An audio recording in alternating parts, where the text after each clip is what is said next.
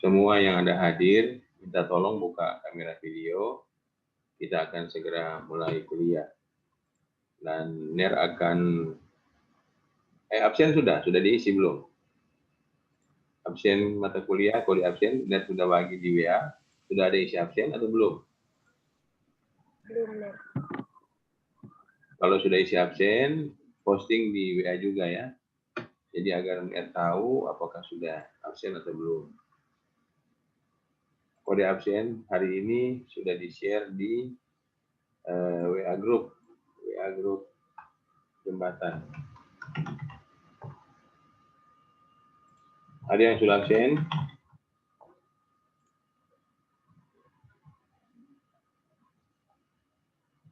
Oh, belum ada apa kode absen. Tunggu, biar ambil dulu.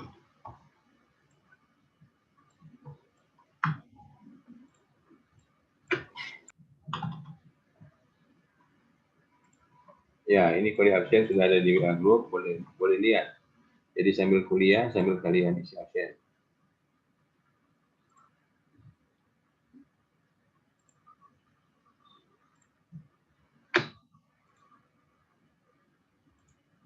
Ya, ini share juga di chatting jembatan absen hari ini.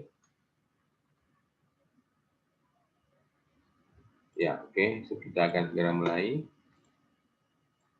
Jadi ini adalah materi tentang perencanaan struktur bagian bawah jembatan. Sudah kelihatan di screen? Henry, kelihatan? Sudah, NER. Sudah, NER.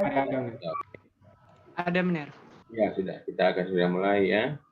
Jadi bagian bawah jembatan itu adalah yang disebut dengan fondasi sampai pilar atau abutmen kepala jembatan. Nah, ini bagian bawah jembatan. Tapi sebelumnya ada yang akan share juga, yaitu tentang expansion joint. Nah, expansion joint itu akan ada pada saat jembatan itu punya beberapa bentang atau span. Jadi kalau kalian bicara dengan orang, kemudian mereka menyebutkan bentang atau span, nah itu berarti jembatannya terdiri dari beberapa bentangan. Nah, bentangan atau span. Nah, ini biar akan share juga bentangan atau span yang akan kita pelajari sebelum masuk ke bangunan bawah. Jadi expansion joint atau bearing itu kalau expansion joint hubungan antara span yang satu dengan span yang lain. Kalau bearing hubungan antara bangunan atas dan bangunan bawah. Jadi bearing itu kalau di bahasa mekanika teknik perletakan. Perletakan yang ada di mekanika teknik apa coba? Siapa yang tahu? Ada berapa macam? Coba Kelvin. Di mekanika teknik perletakannya ada berapa macam yang kalian belajar? Ada sendi, roll, Ya, jepit, betul. Nah, sekarang kita akan belajar bagaimana sendi dan roll itu di aplikasi kehidupan sehari-hari. Jadi di aplikasi kehidupan sehari-hari namanya kalau di jembatan itu bearing. Nah, tapi sebelum kita masuk ke bearing, kita belajar dulu tentang expansion joint. Jadi kalau expansion joint seperti yang Mir sampaikan tadi, expansion joint adalah sambungan antara bentang yang satu dengan bentang yang lain. Mungkin baiknya lihat slide ya. Nah, kita akan masuk kepada slide yang kedua. Nah, ini kalian bisa lihat ini ada namanya expansion joint. Expansion joint itu ini gambar-gambar ya. Kelihatan ini hubungan antara bentang yang pertama dengan bentang yang kedua. Nah, ini contoh. Yang apa ini kursor dari Mir kelihatan? Kursor kira-kira? Ada nggak? Ya, oke. Yang putih kasih diagonal ini itu yang bearing. Jadi ini ada bearing, ada dua. Kemudian hubungan antara dua span. Dua span ini berarti apa nih? Span, misalkan yang sebelah kiri A, sebelah kanan B. Sebelah kiri A itu berarti apa ya? Sebelah kiri itu yang menumpu di, nah ini namanya pier di tengah ini. Kenapa dia disebut pier? Karena ada apa ya? Ada hubungan antara span yang satu dan span yang lain. Kalau ini ada di abutment, tentu yang satu span, yang satu bukan span lagi. Yang satu operate atau approach road dari jembatan. Itu bedanya ya. Kalau pier, dia ada di tengah. Dia berfungsi menumpu span yang lain dan span yang lain. Ada dua span menumpu itu. Atau bentangan yang lain dan bentangan yang lain. Tapi kalau kepala jembatan, dia menumpu atau menahan span dan yang sebelah spannya cuma satu. Yang sebelahnya dia enggak tahan. Yang sebelahnya itu adalah operate atau approach road. Jadi yang dia tahan, yang dia tumpu cuma satu span. Beda ya, bisa ngerti ya. Kalau kepala jembatan dia menumpu span cuma satu. Kalau kepala jembatan abutment maksudnya. Kalau kepala jembatan pier dia menumpu dua, spannya A dan spannya B. Ya, sudah. Nah, kemudian yang di atas ini yang disebut join. Jadi kenapa expansion join dan bearing kita pelajari bersama-sama? Karena inilah keadaannya. Karena mereka berdekatan posisinya di kepala jembatan. Jadi mau tidak mau kita harus pelajari bersama-sama.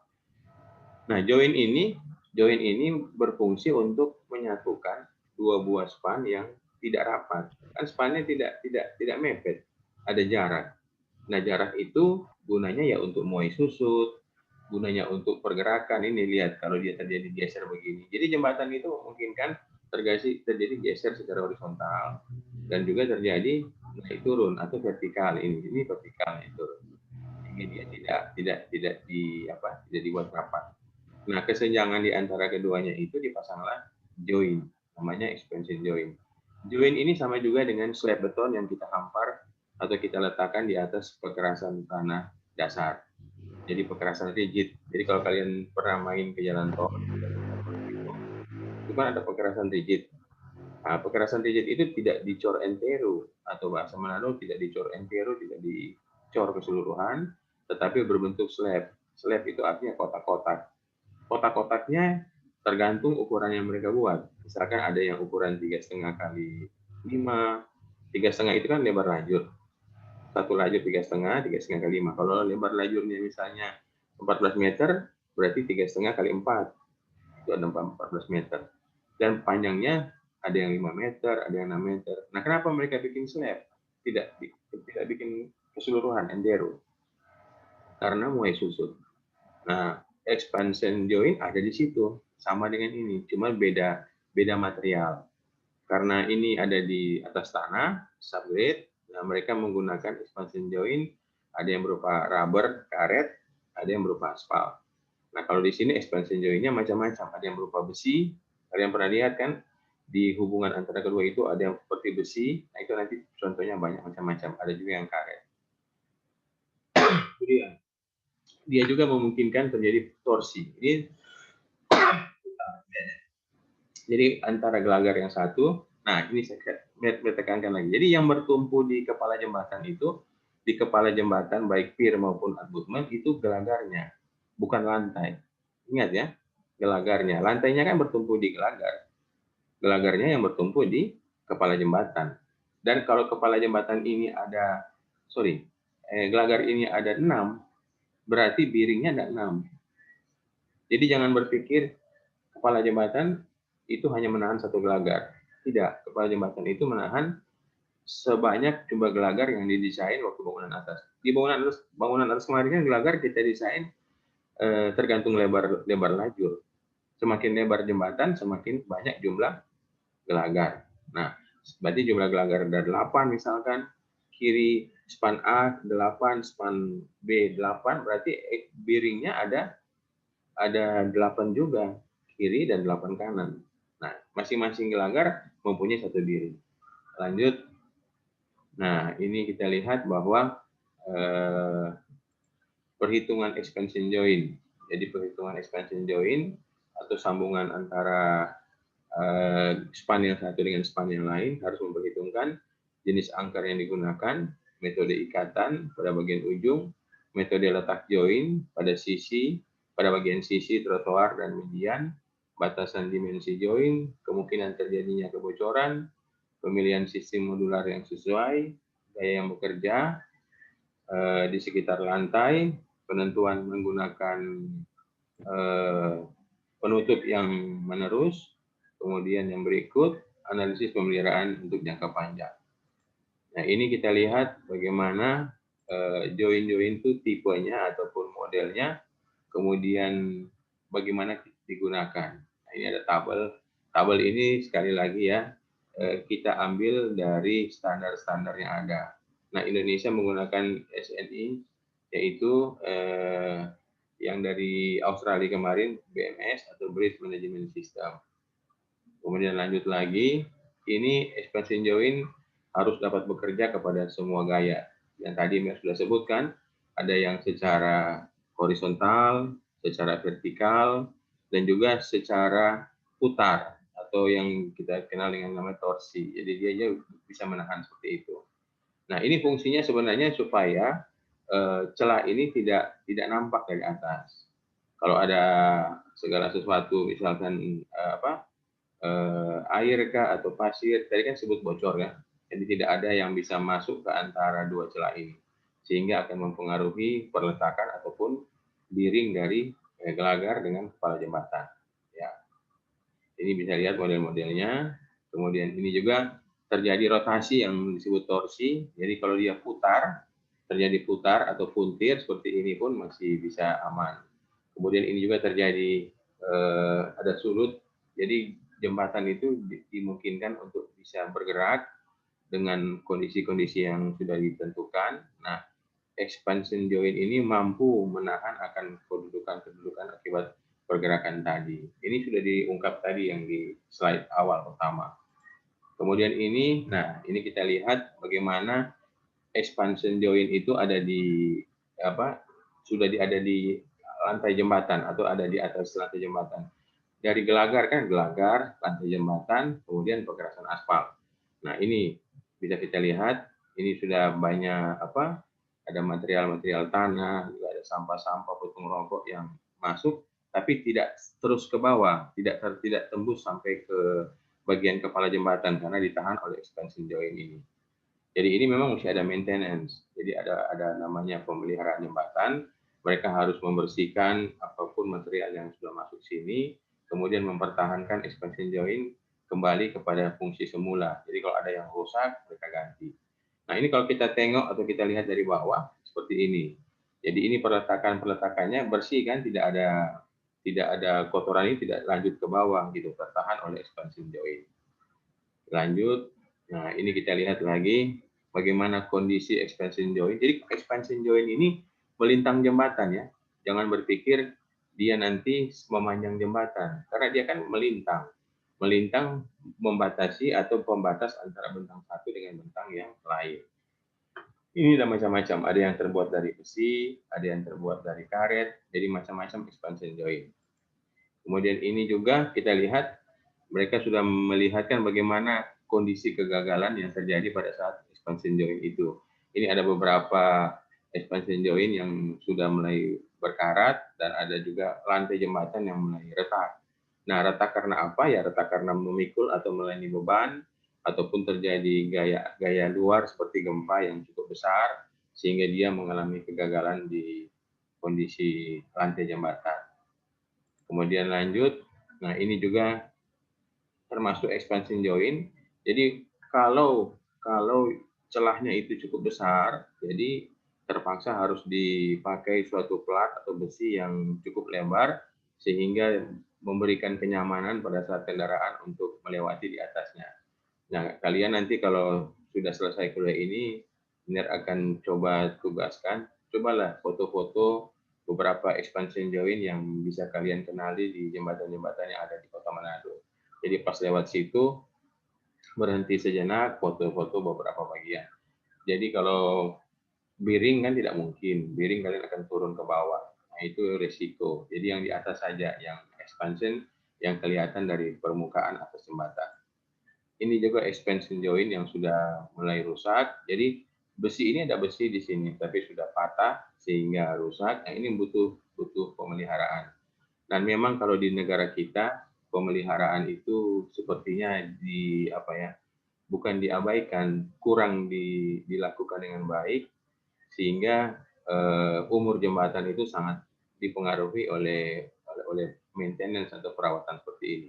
Kita bangun baru bisa kita lakukan, walaupun itu jembatan bentang panjang seperti kabel stay jembatan Soekarno yang biayanya sampai 150 miliar, tetapi pada pemeliharaan memang sering kita kekurangan di situ. Nah, itu mempengaruhi akan usia ataupun pemakaian dari jembatan. Hal-hal sepele seperti ini coba kalian bayangkan kalau dia rusak, kira-kira apa yang terjadi? Coba kalau Nirma tanya, seandainya ini rusak, sudah tembus sampai di bawah, kira-kira apa yang terjadi? Yang pertama, tidak nyaman lewat sini, kan pasti sudah agak ada lubang kan, begitu seperti orang Manado bilang, oh jembatan berjarak antara bentang satu dan bentang kedua. Padahal memang begitu, cuman karena expansion joint-nya sudah rusak, sehingga seperti ada celah. Nah, celah itu memang sudah ada. Nah, itu yang kita lewat, terasa seperti lewat di lubang, itu pertama. Kalau bagi jembatannya sendiri apa coba kekurangannya? Tadi kekurangan untuk pengguna yang lewat. Kalau bagi jembatan apa dampaknya kalau expansion joint ini rusak? Henry Benyamin, jadi Iya, Ner. apa kira-kira? Kan yang Ner katakan tadi itu sebagai penghubung tuh, Ner, kalau Ya, menahan dari gaya vertikal, horizontal, dan puntir tadi. Jadi kalau dia rusak tentu tidak akan kuat lagi untuk penghubung atau kedua ini bentang. asal pemahaman. Biar luruskan. Penting memang biar tanya begini. Jadi betul dia menahan gaya vertikal, horizontal, dan putar. Betul. Tetapi secara struktural dia tidak menahan itu. Maksudnya dia mampu menahan, tapi untuk struktur jembatan bukan itu yang tahan sebenarnya. Ya, bangunan bawah dan bangunan atas yang tahan. Artinya biring ini dibuat harus mampu menahan itu. Waktu dia putar, waktu dia vertikal, horizontal, biringnya masih kuat gitu, tidak rusak. Nah, dan karena ini rusak seperti ini karena pemakaian, karena umur, juga karena beban yang lewat banyak, sehingga mobil yang lewat banyak, sehingga besinya patah, besinya terkelupas, aspalnya tercabut, kemudian karetnya terlepas, nah seperti itu. Jadi yang dimaksudkan Ner, kalau ini sampai sudah rusak sama sekali dan tidak ada maintenance, nah maka pasti kotoran, air akan langsung menghantam perletakan biring. Ya, betul kan? Nah, kalau dia menghantam biring itu kan perletakan. Perletakan itu juga terdiri dari elastomir biring itu ada yang dari besi, yang untuk khusus roll, dan ada yang dari karet, khusus untuk sendi. Nah, jadi ada juga yang sendi yang dari besi, ada juga yang dari karet. Nah, itu yang dikhawatirkan. Kalau sampai itu rusak, ya misalnya besinya jadi berkarat kan akibat kena air dari atas, toh, sehingga dia akan turun sudah. Jadi tidak ada biring lagi. Biringnya makin hubungan antara gelagar dan kepala jembatan makin dekat. Jadi elevasi lantai turun ke bawah. Nah, itu yang dikhawatirkan. Nah, kenapa sih mesti pakai biring? Kenapa sih tidak langsung kita lepaskan aja gelagar itu dengan kepala jembatan? Kan lebih aman, ya. Nah, kalau seperti itu berarti prinsip perletakan kita tidak gunakan. Jadi kan perletakan itu yang sudah Mel sebut tadi, seperti yang dijawab oleh Kelvin, ada sendi, roll, dan jepit.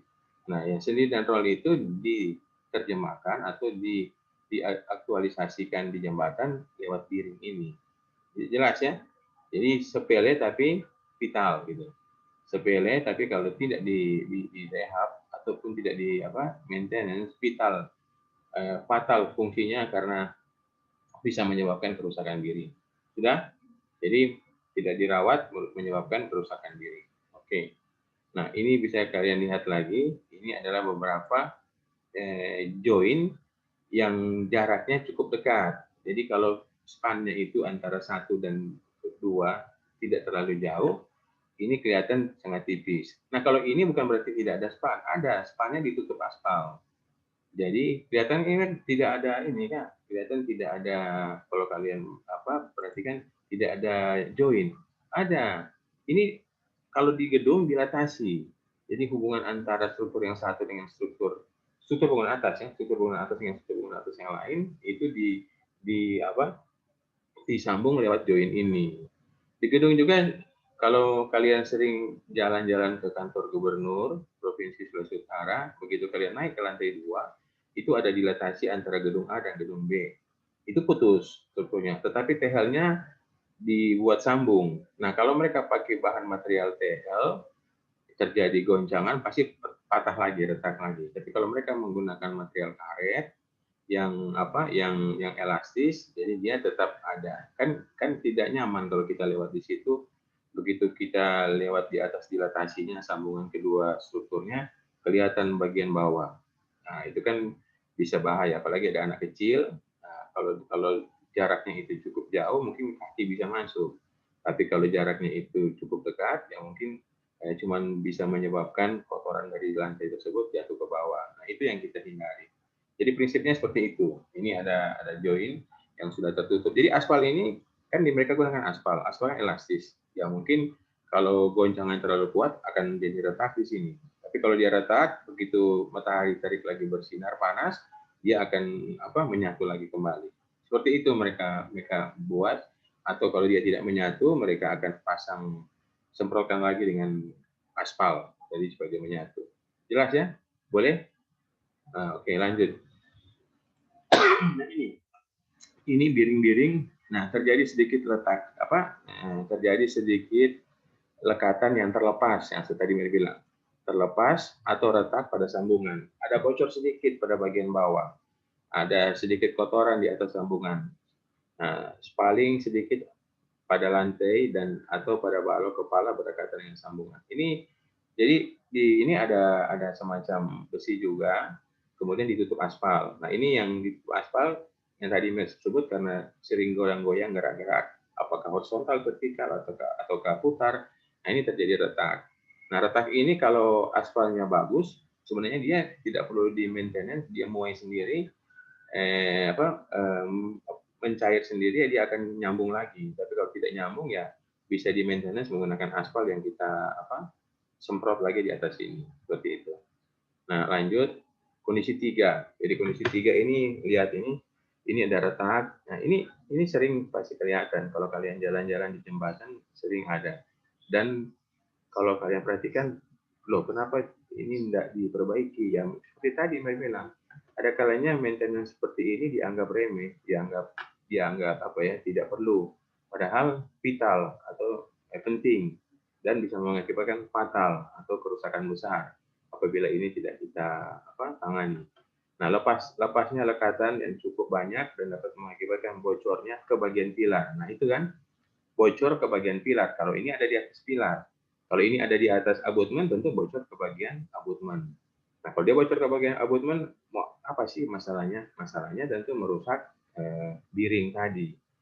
Nah, kemudian ini kerusakan gompal itu artinya tapela orang Manado bilang terbuat lubang seperti ini yang cukup besar dapat menyebabkan berkumpulnya kotoran dan kotoran ini nanti akan terus ke bawah mempercepat kerusakan biring. Nah, itu. Lanjut. Nah, ini juga ada yang paling berikut penilai kondisi keempat, sambungan hancur. Nah, ini itu bisa lihat ya. Ini bisa dilihat di bagian kiri. Nah, ini bisa lihat ini ya. Ini apa ini yang keluar ini? Ada yang tahu kira-kira apa ini? Hitam-hitam ini. Ya bisa berupa karet, bisa berupa aspal.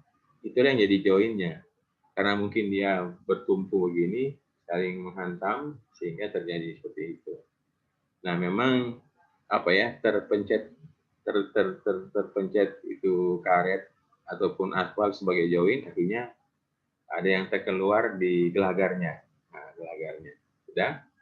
Kemudian ini juga lihat ini. Retak di atas. Nah, kalau ini perhatikannya, ini kan sepertinya tidak ada biring. Biringnya ada di bagian sebelah sana kelihatan. Jadi biringnya tidak kelihatan dari sisi luar. Jadi bukan hafal ya, dibuat pemahaman kalian. Pokoknya antara gelagar dan pier, gelagar dan kepala abutmen ataupun pier itu selalu ada bearing. Tidak mungkin cuma diletakkan begitu, ya. Karena itu prinsip dari sendi dan roll tidak ada kalau kita cuma letakkan begitu. Lanjut. Nah, ini sambungan compression seal. Seal itu seal, jadi sebagai sekat. Seal itu sambungan sekat antara dua buah span ataupun dua buah bentang. Nah, compression joint seal, elemen ini adalah merupakan sambungan lantai yang diisi dengan jenis seal yang sudah dibentuk dan ditekan untuk masuk ke dalam. Nah, tadi kan dibentuk, ditekan masuk ke dalam, tetapi karena jaraknya terlalu dekat, kemudian terjadi gaya seperti ini yang saling menghantam antara bentang yang satu dengan bentang yang keluar, sehingga seal ini ada yang keluar seperti tadi di gambar, di contoh. Nah, ini lagi lanjut. Ini tentang sambungan seal tadi. Kemudian yang ini juga sama mengenai sambungan seal dengan kondisi masih baik. Kalau ini sambungannya baik. Tidak ada yang rusak, cuman mungkin yang ini antara dua bentang itu penuh kotoran. Nah, ini mesti di maintenance juga. Jadi kalau dia penuh, ambil, kasih keluar. Karena memang dia fungsinya menahan kotoran ini, tapi kotoran ini jangan dibiarkan, mesti diambil. Kemudian lanjut, ini di antara dua seal ada plat besi seperti besi siku, kemudian di antara besi ini ada karet. Nah, karet ini yang jadi sealer atau jadi sekat supaya debu tidak masuk. Nah, seperti ini. Ini ada yang mereka maintenance secara tidak benar. Ini ditaruh semen ini, atau kalau nak semen pasir yang sudah masuk. Jadi ini sebenarnya tidak seperti itu. Jadi pengisi kedua antara sekat ini ya harus karet ataupun aspal. Nah, kemudian ini baja siku lepas dan ada perbedaan tinggi. Nah, ini bahaya kalau baja siku lepas, perbedaan tinggi sampai 1 cm atau 10 mili, bahaya buat pengendara. Apalagi sepeda motor mungkin bisa terkait sini dan jatuh. Kemudian lanjut. Nah, ini sealer-sealernya. Lanjut terus. Nah, sekarang joint seal yang dirakit ataupun yang dibuat di tempat. Kalau tadi yang jointnya fabrikasi. Jadi mereka beli sudah dengan ukuran yang diminta langsung pasang. Tapi ada joint yang sengaja dibuat di lokasi atau dibuat di tempat di mana jembatan tersebut dibangun. Nah, ini kita bisa lihat lagi, ini contoh-contoh joint dalam kondisi baik. Nah, ini ada joint yang platnya cukup lebar. Nah, ini kalau menggunakan seperti ini berarti bentangan ini cukup lebar jaraknya antara span yang satu dengan span yang lain. Jadi ini cukup lebar sehingga mereka menggunakan model seperti ini. Kemudian ada juga yang seperti gergaji tapi dia nyambung. Jadi tidak cuma ada rongga kecil gitu.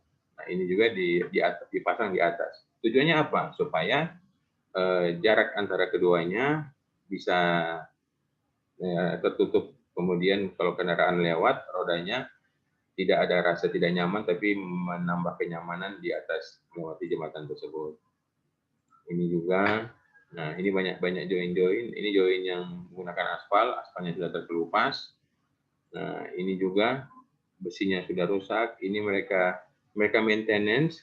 Kelihatan ini aspal tambahan ya, melihat aspal maintenance, tapi sudah rusak lagi dan mereka harus lakukan lagi secara berulang-ulang supaya jembatan tidak cepat rusak.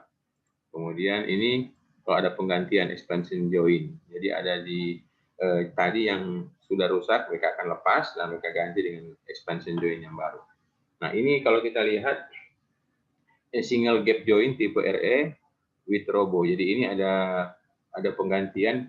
Jadi ini yang kita sebut gelagar, span 1, span 2. Nah, ini expansion joint-nya. Nah, expansion joint ini kalau mau menggunakan jenis seperti ini, otomatis pada saat penggantian lajur lalu lintas ditutup dulu, kemudian nanti akan dibuka setelah penggantian selesai. Karena ini otomatis menggunakan badan jalan atau badan lebar dari jembatan, jadi tidak boleh dilewati selama penggantian. Nah, ini juga sama dengan yang dilakukan atau dibangun di plat beton yang ada di atas tanah dasar atau subgrade. Nah, yang kita sebut dengan perkerasan rigid. Nah, ini join di atas perkerasan itu menggunakan tipe-tipe seperti ini. Yang fungsinya sama, jadi supaya air jangan turun sampai ke bawah yang dapat merusak subgrade atau tanah dasar dari perkerasan rigid tersebut. Nah, kalau ini jangan sampai masuk ke bawah, merusak biring yang ada di bawah, yang nanti akan menyebabkan keausan jembatan lebih cepat rusak pada biringnya. Ini bisa kalian baca, ada banyak macam-macam join-joinnya. Sekarang Mir akan lanjut ke bawah, Mir akan lihat di perletakan. Nah, sekarang kita masuk di perletakan. Jadi yang tadi di slide nomor 1 sampai slide 35 itu tentang expansion join. Nah, sekarang kita lihat tentang perletakan. Nah, ini yang disebut perletakan atau biring. Ini yang ada yang berbentuk karet, ada yang berbentuk besi. Jadi ini kepala jembatan. Ini kepala jembatan.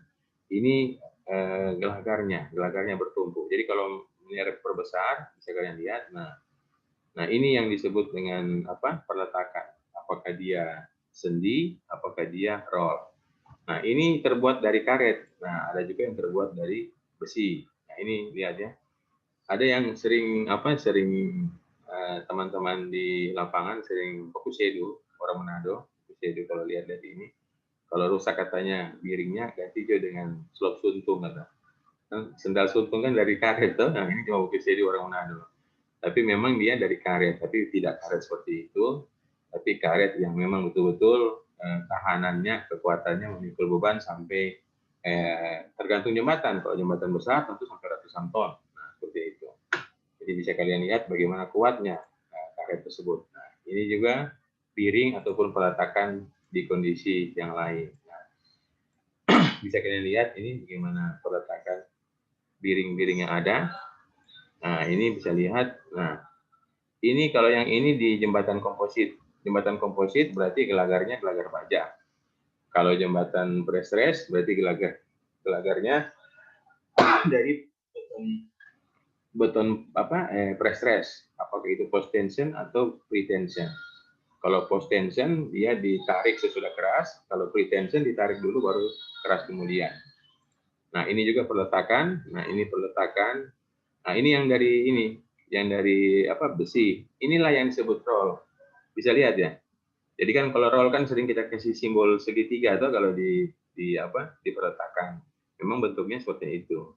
Jadi dia memungkinkan roll seperti roll bergerak putar. Jadi dia bisa gitu main-main. Jadi kita tidak membuat peletakan yang kaku atau mati, tetapi kita bikin seperti roll supaya dia bisa menerima momen di saat itu.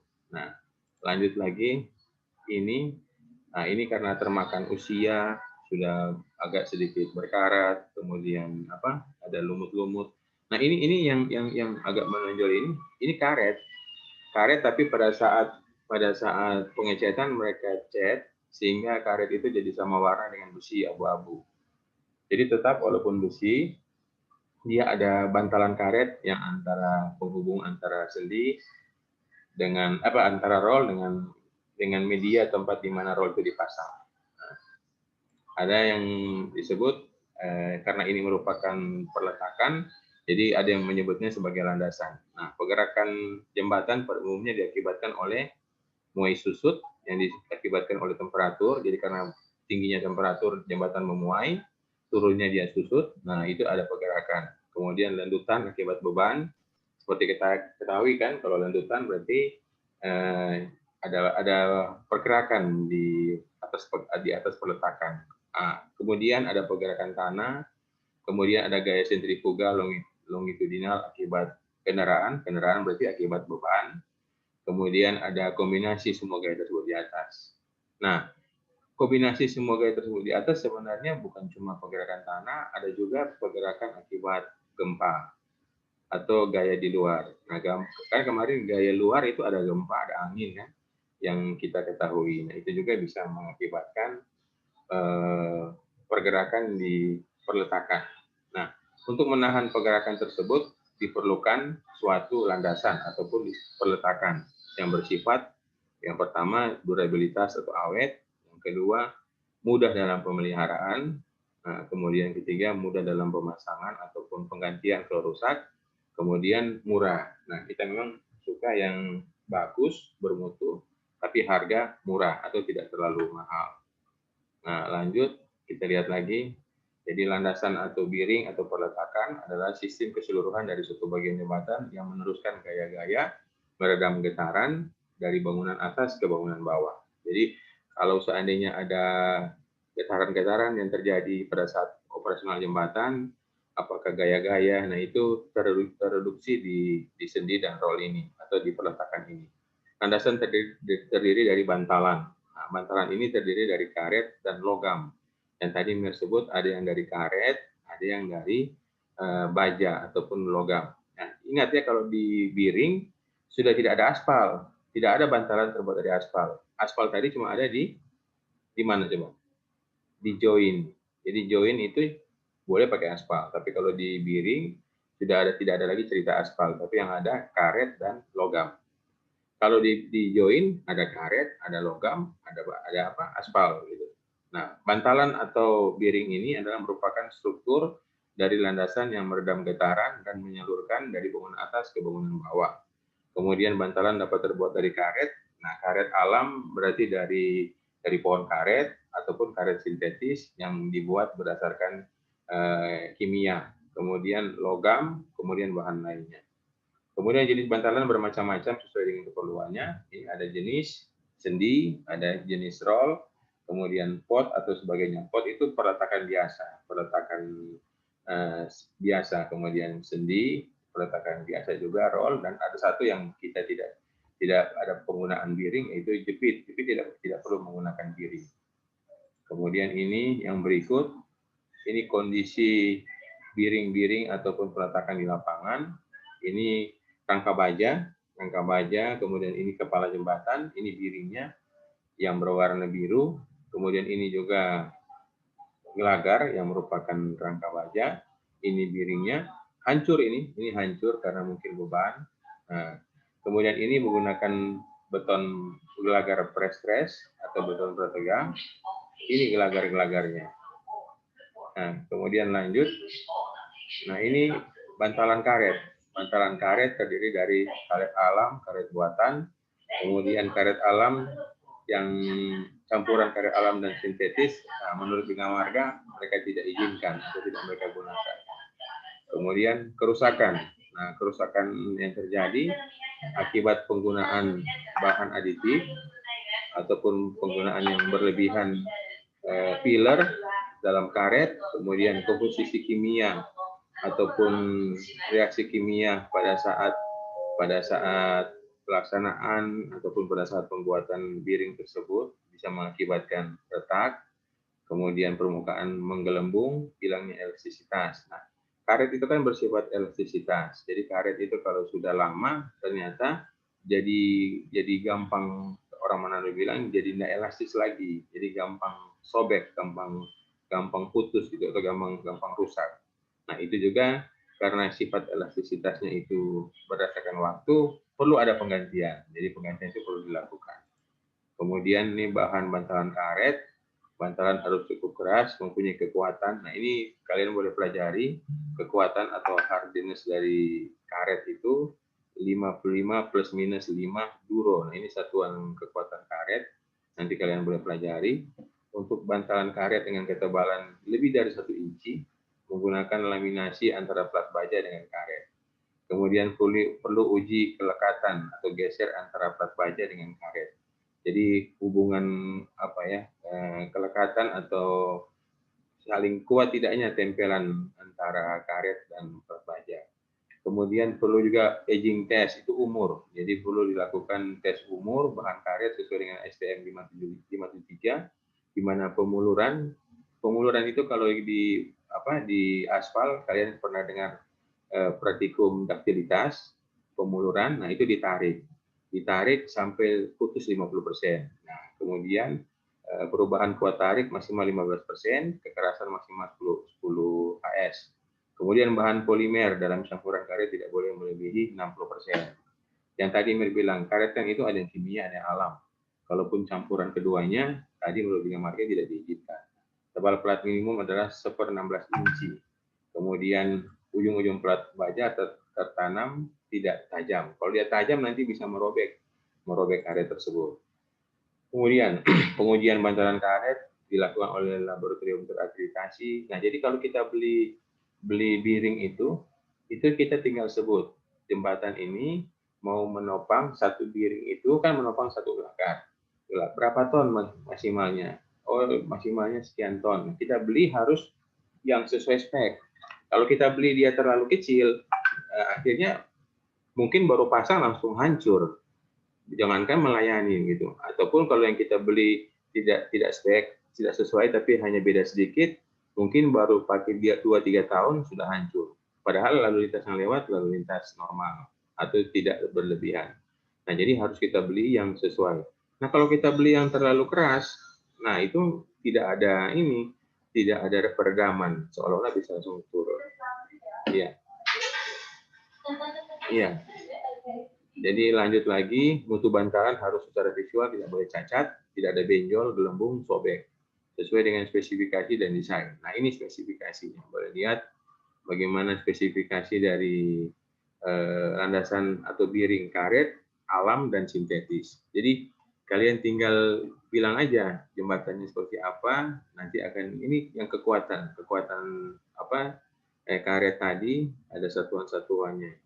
Kemudian ini juga ada yang alam dan ada yang buatan. Jadi bisa kalian lihat. Ini yang berikut sifat-sifat karet. Sifat-sifat karet sebagai biring. Kemudian yang berikut ini kalau kita lihat kalau bikin jembatan kan pasti ada kuantitas yang harus kita syaratkan. Nah, ini kalau kita suka materialnya bagus, kemudian mutu tinggi, biasanya harganya pasti lebih mahal. Kalau kita suka material yang lebih rendah sedikit, pasti harganya lebih murah. Dan semua kalau hitungan jembatan nanti kita akan hitung ada berapa jenis item pekerjaan atau ada berapa banyak material yang kita gunakan. Nah, nanti ujung-ujungnya kita akan hitung sampai RAB-nya. RAB dalam desain jembatan. Kemudian ini mata pembayaran tadi yang khusus untuk harga-harga peletakan. Jadi di peletakan kan tadi kita beli jadi. Nah, kita beli jadi ini peletakan logam dengan beban 150 ton. Ini berapa buah jumlahnya? Harganya ada dalam satuan rupiah atau satuan dolar tergantung mata uang yang kita gunakan pada saat menghitung RAB. Kemudian ini kalau di RAB jembatan mereka beda-bedakan. Yang bagian struktur bagian atas, bagian bawah, biringnya, kemudian di pelengkapan jalannya mereka beda-bedakan. Yang ada rambu, semuanya. Nanti kalau jembatan itu jadi, semua yang diperlukan, mulai dari bagian bawah sampai bagian atas, termasuk aksesoris jembatan itu harus tercover atau tertulis. Nah, ini landasan tadi biring atau platnya. Nah, ini kita bisa lihat. Ini yang, kalau tadi yang bercerita sendi kan, roll kan, ini yang sendinya yang cuma peletakan lepas begitu. Tapi tidak ada, sekali lagi yang saya sampaikan, tidak ada yang gelagar langsung menumpuk ke kepala jembatan. Semuanya harus pakai plat ataupun pakai biring. Jadi itu harus kalian ingat ya, kalau kenapa sih tidak dilepas begitu saja? Karena berarti tidak ada peredaman dari gaya di atas ke pondasi atau ke kepala jembatan. Gaya itu langsung diteruskan tanpa diredam. Kemudian gaya-gaya yang tadi yang horizontal, vertikal, yang putar itu langsung dihantam ataupun dipikul oleh kepala jembatan. Nah, ada contoh kasus yang pernah lihat, ini biringnya sudah hancur, kemudian lama tidak diperbaiki, akhirnya merusak kepala jembatan. Nah, nanti kita akan belajar apa sih tadi ini kok sudut-sudut kepala jembatan, yang dimaksud dengan kepala jembatan itu apa? Itu adalah bagian atas dari pier ataupun bagian atas dari abutment. Nanti dijelaskan di perhitungan pondasi sesudah slide ini. Nah, ini kita bisa lihat fungsi elastik dari elastomerik biring. Jadi ini dia menahan beban dari vertikal. Kemudian ini ada yang kita lihat kan, ada yang beban tekel. Kalau dia ditekan atas bawah, Nah, ini ada yang terkeluar. Jadi ada yang kepencet. Nah, kepencet itu tadi yang dicontoh kan sampai terkeluar kan tadi di apa itu ya, terkeluar ke kiri ke kanan. Kemudian ini ada yang cukup tinggi biringnya, ada yang bantalannya tidak terlalu tinggi. Jadi tergantung posisi dan apa fungsi dari biringnya seberapa. Jadi kalau fungsi biringnya semakin tinggi, tebalnya maksudnya berarti kita menginginkan peredaman itu semakin banyak dipikul oleh biring tersebut. Kemudian kita buat selisih antara kepala jembatan dan gelagar yang cukup besar. Ini ada pengukur jarak. Ini pengukur jarak. Pengukur jarak selisih antara abutmen, kepala abutmen ataupun pier dengan bagian bawah dari gelagar. Ini juga apa? Kelihatan bagaimana ketebalannya cukup tebal sebagai biring tadi. Nah, ini lihat. Ini bukan didesain apa miring, tapi ini karena dia lagi menahan beban. Jadi bebannya itu membuat gelagar geser miring ke kiri. Gitu. Terus sempat difoto seperti ini. Jadi ini kita lihat bagaimana fungsi elektronik bearing menahan beban horizontal. Jadi dia menahan horizontal load resisted, menahan beban gesek horizontal yang diizinkan. Jadi ini yang sampai izinkan. Kalau seandainya ini beban terlalu berat horizontal, otomatis ini bisa putus. Nah, dia geser lagi ke kiri, tambah semakin jauh maka tidak tahan. Nah, makanya kita harus pilih biring yang cukup bisa menahan gaya, apakah horizontal, vertikal maupun yang putar. Nah, lanjut bagaimana kita lihat elastomeric bearing pad ataupun plat tadi menahan beban. Jadi ini kita lihat menahan beban ada dua kondisi ya. Ini kondisi yang biringnya tidak terlalu tebal, ini kondisi biringnya yang agak tebal.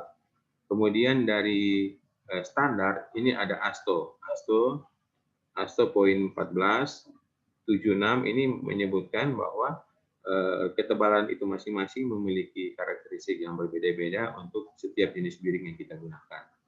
Nah, ini juga kita lihat bagaimana gaya-gaya bekerja dalam suatu biring. Nah, ini ada gambar plat biring, bagaimana gaya-gaya bekerja.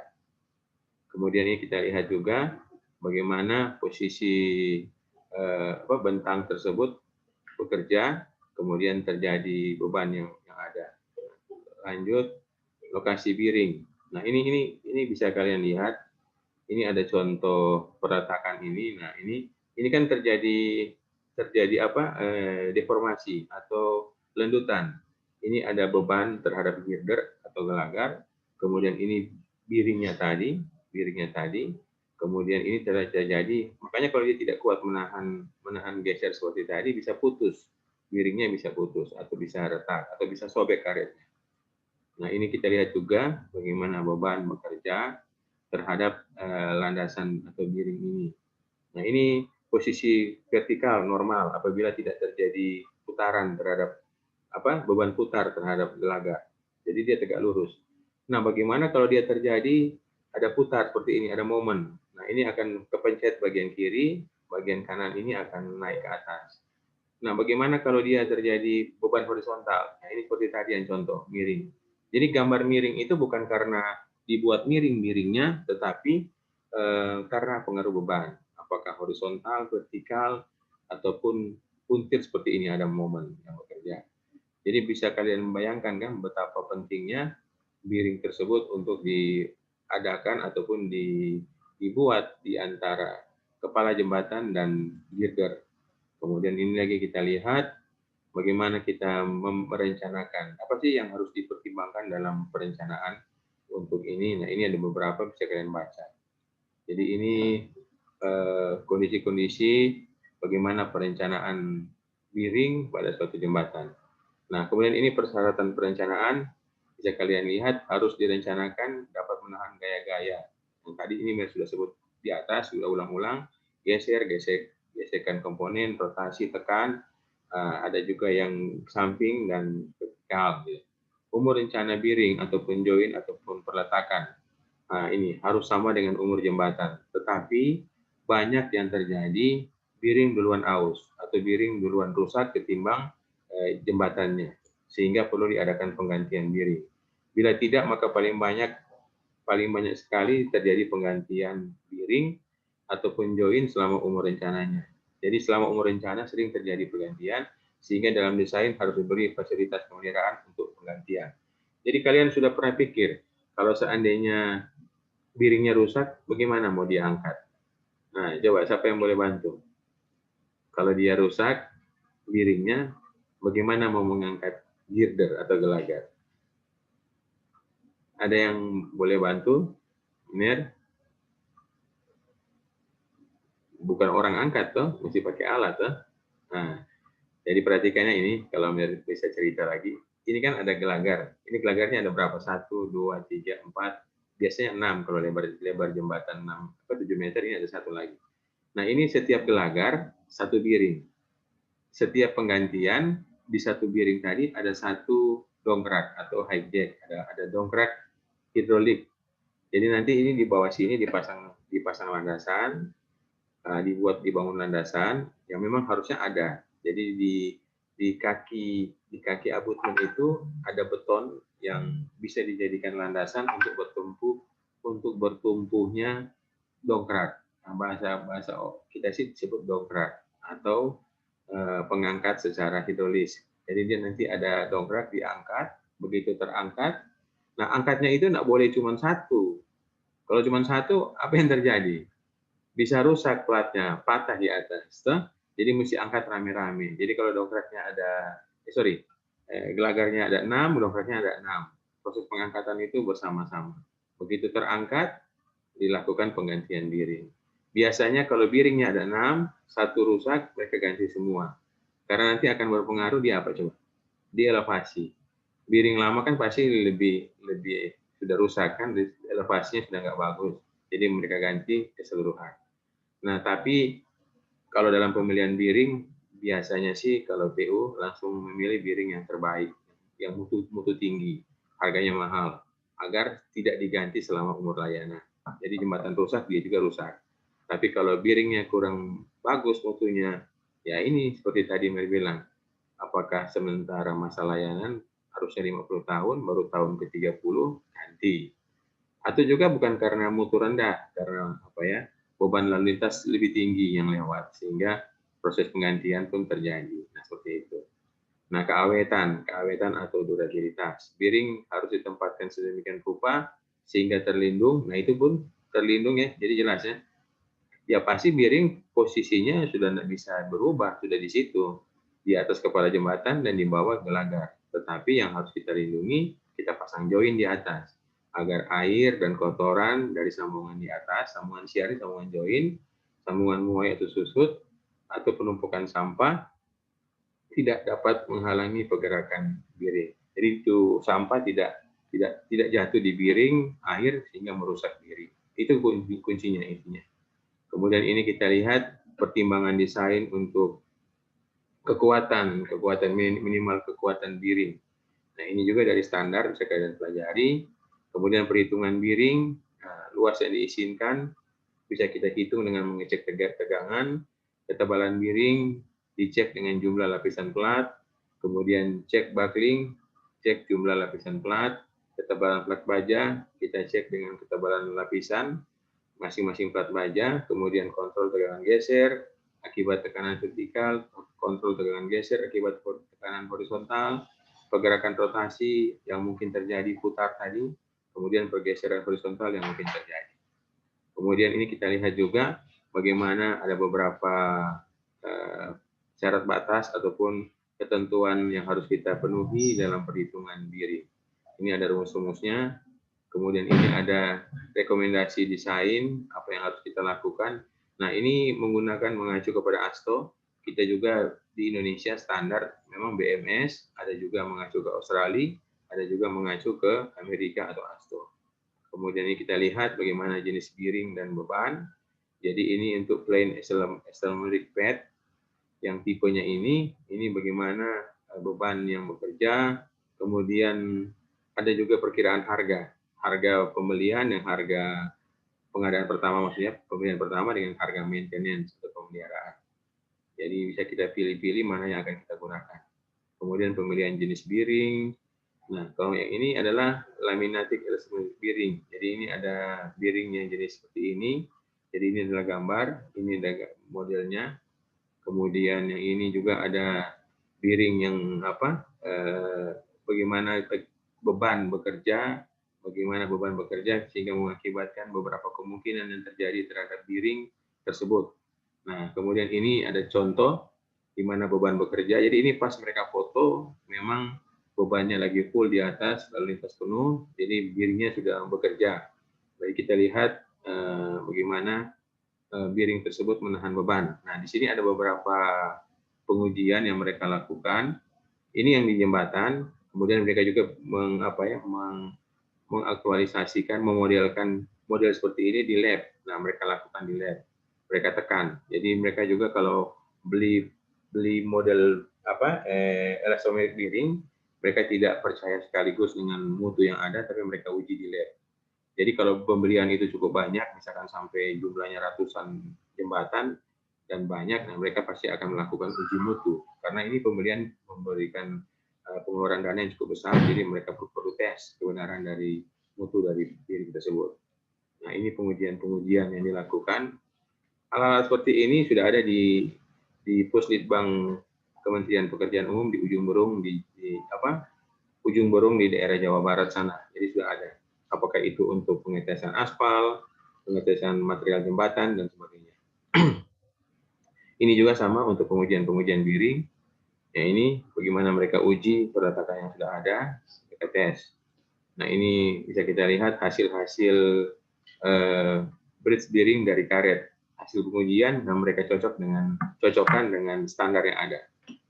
Nah, ini bisa kalian lihat. Jadi ini semua adalah pengujian ataupun bagaimana perlakuan yang mereka lakukan terhadap bearing untuk dicoba ataupun dicari tahu kekuatan ataupun mutunya. Jadi sampai sekarang, sampai hari ini, Miner sudah mengajarkan kepada kalian tentang bangunan atas dan transisi ataupun antara bangunan atas dan bangunan bawah itu adalah bearing ini. Dan mengenai bearing ada pertanyaan, Miner mau lanjut dengan ini, mau lanjut dengan bangunan bawah. Silakan. Nah ada, kalau nggak ada, berlanjut dengan bangunan bawah. Jadi sekarang kita masuk pada bangunan bawah. Ini slide-nya, perencanaan struktur bawah dari jembatan. Nah, kita lanjut. Ini mer skip ya. Ini sambungan dari slide yang lalu. Jadi yang lalu itu kan ada satu slide tapi dua materi tentang bangunan atas dan bangunan bawah. Jadi mer akan skip. Terus, nah ini yang bagian bawah itu sampai di kepala jembatan. Supaya kalian masuk di materi, ini masih bangunan atas. Nah, ini masih bangunan atas, ini beban-beban video kemarin. Nah, ini. Ya, dari sini. Ini struktur bawah jembatan. Nah, oke. Jadi konsep perencanaan dari bangunan bawah atau struktur bawah jembatan, yang pertama adalah kuat menahan beban bangunan atas. Jadi bangunan bawah itu bangunan yang berhubungan langsung dengan tanah dasar ataupun bumi. Nah, sekarang dia fungsinya menahan struktur bangunan atas agar bisa stabil dan juga berat sendiri dari bangunan bawah. Jadi kalau bangunan atas, perhatikan ya, kita buat, kalau Mir mau bertanya ke kalian, bangunan atas itu kita buat seberat mungkin atau seringan mungkin ya? Coba, ada yang boleh jawab? Bangunan atas. Kalau desain bangunan atas, ya tentu kalau jembatannya besar, Mir, otomatis pasti berat. Tetapi kita usahakan buat seringan mungkin gitu. Kalau bangunan atas kita usahakan buat seringan mungkin agar beban matinya jadi kecil. Karena kalau beban matinya kecil, lebih kuat fondasi untuk menahan. Oke, sudah ya. Kalau bangunan bawah, kebalikan. Kita buat jangan seringan mungkin. Semakin berat bangunan bawah, semakin stabil dia menjadi anchor atau menahan, tidak akan goyang gitu. Jadi kan kalau bangunan bawahnya ringan, bahaya kan? Tidak. Makanya bangunan bawah itu untuk dia tidak bergerak, itu kan kita harus pasang berdasarkan tipe pondasi yang ada. Nah, kalau kita tahu tanah dasarnya atau tanah subgrade-nya itu daya dukung yang terbaik itu ada di kedalaman misalkan 12 meter dari permukaan. Nah, otomatis jenis pondasi yang kita pilih bukan lagi pondasi sumuran biasa, tapi kita akan pilih pondasi tiang panjang. Nah, tiang panjang yang kita gunakan juga ada banyak pilihan. Apakah tiang panjang yang kita paku berdasarkan menggunakan jackhammer yang kita pukul, atau tiang panjang yang kita bor dulu, kita pasang tulangan, kemudian kita taruh material betonnya atau bor pile. Jadi ada dua tiang panjang yang kita pancang tiang panjang yang sudah keras, atau tiang panjang yang kita pancang kita gali dulu bor, kemudian pasang tulangan, pasang semua yang diperlukan untuk sebagai tulangan tiang panjang tersebut, kemudian kita cor, kita pasang betonnya. Nah, itu namanya bor pile. Nah, ada dua kemungkinan kenapa suatu pemilihan tiang panjang menjadi bor pile. Jadi bor pile kita pilih pertimbangan pertama karena di sekitar situ ada bangunan besar yang bisa terganggu atau bisa gagal akibat kita panjang. Kalau kita panjang, kalian pernah lihat orang melakukan pemancangan? Pernah lihat langsung? Coba siapa yang pernah lihat apa-apa? Mau tanya sedikit aja sih kalau dia tahu. Ada? Belum ya? Nah, kalau kalian pernah tahu, pemancangan itu kita masih ada di jarak kira-kira 50 meter saja. Apabila diameter tiang panjangnya itu cukup besar, sampai misalkan 40 cm, itu getaran tanah terasa sekali. Padahal kita sudah di jauh 50 meter dari lokasi pemancangan. Nah, kalau pemancangan itu dekat gedung bertingkat, yang bisa mempengaruhi kestabilan bangunan di sekitarnya, mereka akan mengganti alternatif itu dengan bor pile. Itu ya jelasnya kira ya. Kalau pemancangan itu bisa merusak bangunan sekitar, maka mereka ganti dengan bor pile. Tetapi ada efek atau ada dampak. Bor pile jauh lebih mahal dari tiang panjang biasa. Bor pile itu pengadaan bornya saja, mesinnya itu pengadaan dalam hal ini sewa ya, itu jauh lebih mahal. Mobilisasinya, mau mendatangkan dari lokasi pemilik alat ke lokasi itu sudah mahal, kemudian proses pengeborannya juga dihitung per meternya berapa, diameternya berapa, itu cukup mahal. Nah, kemudian teknologi pengocorannya juga berbeda dengan pengocoran yang di atas tanah. Karena coba perhatikan, kalau kita cor tiang ataupun struktur yang ada di dalam tanah, pastikan kita mesti mempertimbangkan daya hisap dari tanah terhadap air. Jadi jangan-jangan kita cor situ nanti airnya hilang semua. Jadi pasnya faktor air semennya berubah. Nah, itu yang juga kita harus pikirkan. Jadi hal-hal seperti itu membuat bor pile lebih mahal dari tiang panjang biasa. Jadi kalau tiang panjang biasa memungkinkan, kenapa tidak kita pilih itu? Gitu. Biasanya kalau PU, kalau bikin desain dan kita memilih bor pile, mereka akan kejar terus. Kenapa saudara pilih bor pile? Nah, pertimbangan ini, baru mereka setujui. Kalau betul-betul itu memang masuk akal. Kalaupun tidak, baru tiang panjang. Nah, kalaupun mereka lihat tiang panjangnya ini terlalu berlebihan, maksudnya kenapa saudara pilih tiang panjang padahal bebannya tidak terlalu besar? Itu juga mereka kejar. Mereka bilang kenapa nggak sumuran? Sumuran jauh lebih murah. Perhatikan ya, sumuran jauh lebih murah dari tiang panjang. Nah, di Bina Marga itu mengenal konsep perancangan pertama, kuat menahan beban. Jadi pondasinya itu mesti kuat menahan beban struktur atas. Struktur atas itu berarti beban mati yang sudah kita pelajari lalu. Beban lalu lintas berarti itu beban hidup. Kemudian beban dinamis adalah beban angin dan beban gempa. Di luar dari beban mati dan beban hidup. Itu harus harga mati. Kita harus kuat menahan itu. Kemudian kuat menahan tekanan air yang mengalir. Nah, akibat benda hanyutan. Nah, ini kalau pier-nya atau pondasinya ada di daerah air. Ada pas di aliran. Kan kalau kepala jembatan nggak mungkin ada di air. Kepala jembatan itu pasti,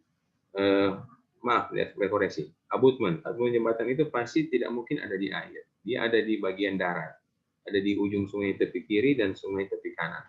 Jadi dia pasti tidak terkena aliran. Tetapi kalaupun terjadi banjir, sesekali dia mungkin kena aliran dan tetap juga harus kuat.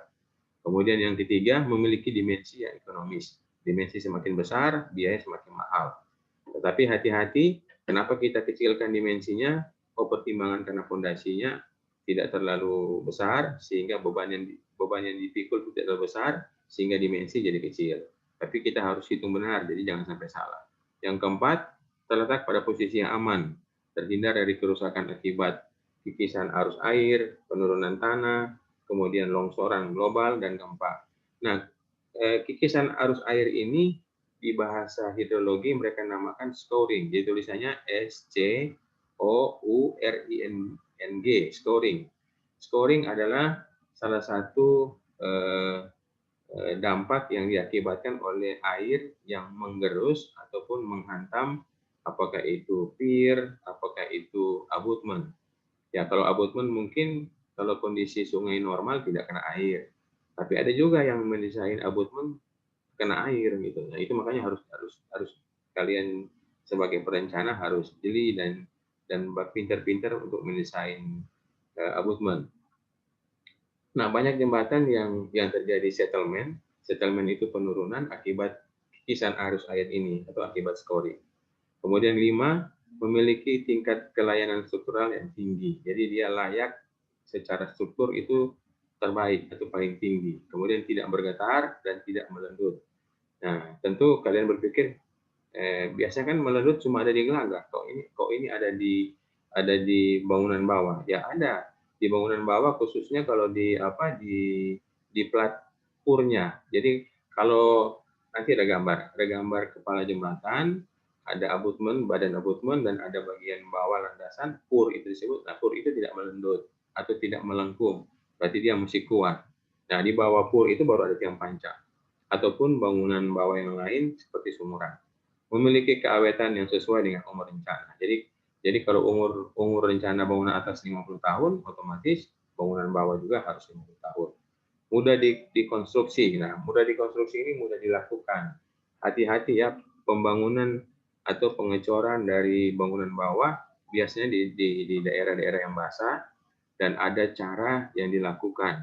Apakah dengan membuat bendung sehingga daerah yang akan dicor tidak terkena air, atau tetap terkena air dengan menggunakan aditif. Aditif itu adalah tambahan atau zat tambahan yang diberikan untuk mempercepat pengerasan semen, walaupun dia ada terkena oleh air. Gitu. Lanjut. Nah, kemudian kita lihat ini adalah langkah-langkah perancangan menentukan letak kepala jembatan dan pilar. Nah, sebelum belajar ini, saya mau kasih lihat dulu ke kepala jembatan supaya jelas lah. Jadi kita ngomong kepala jembatan nggak tahu. Nah, ini yang disebut dengan kepala jembatan itu adalah ini kepala jembatan. Sudah? Nah, ini macam-macam bentuknya ya. Ada yang berbentuk seperti ini, model seperti trapesium tapi tidak trapesium benar. Ada yang model berbentuk seperti model pier, tapi bukan pier. Kalau pier ini kan letak girder. Jadi letak girder itu ada dua, girder yang sebelah kiri dan girder sebelah kanan. Kalau dia ini sebagai abutment, maka ini adalah letaknya adalah hanya di satu sisi. Sisi berikut ini tanah atau timbunan. Inilah yang disebut dengan approach road atau oprit. Jadi tulisannya biasa OPRIT, oprit, atau dalam bahasa Astonya mereka sebut approach. Approach itu pendekatan, baru jalan. Jadi jalan pendekat. Jadi jalan untuk menuju ke jembatan. Nah, ada juga yang model seperti ini. Nah, kalau kalian mau suka tadi kan sudah sebut ya, bangunan bawah itu lebih berat, lebih bagus. Nah, kalau kalian mau suka dia berat, pilihlah yang tipe seperti ini. Nah, tipe seperti ini dia lebih berat. Kemudian tipe yang langsing seperti ini ekonomis, tetapi dia lebih ringan. Nah, kalau seperti ini sudah dibuat, tetapi butuh ada keyakinan bahwa ini jangan-jangan tiang abutment ini tidak kuat. Nah, ada juga pakai penambah kekuatan yang disebut dengan penopang. Nah, ini yang bagian bawah ini yang disebut pur. Ini yang disebut pur atau lantai abutment ataupun lantai pier. Pur ini di abutment ataupun pier ada. Nah, di bawah pur inilah yang penempatan tiang panjang ataupun sumuran. Jadi kalau jembatan itu yang zaman dulu, yang Miner tahu desain yang lama, itu kebanyakan cuma jembatan peletakan biasa, pakai fondasi telapak seperti ini. Jadi tidak ada lagi kakinya. Jadi yang mereka bangun cuma dari pur selesai, tidak ada bangunan bawah, tidak ada sumuran ataupun tiang pancang. Nah, itu sekarang nggak boleh lagi. Jadi sekarang ini seperti ini, oke, di bawah ini ada apakah itu tiang pancang, apakah itu fondasi sumuran. Nah, kita hitung atau kita tentukan jenis fondasinya berdasarkan daya dukung tanah. Jadi jelasnya, sekarang kalau pier, coba lihat di bawah, kalau ada model, ini pier. Ini pier bedanya di sini, di kepala jembatan. Jadi kalau pier, dia ada buat bentang kiri, bentang kanan. Kalau yang abutment, dia ada cuman apa? Satu sisi saja. Nah, sampai sini jelas boleh?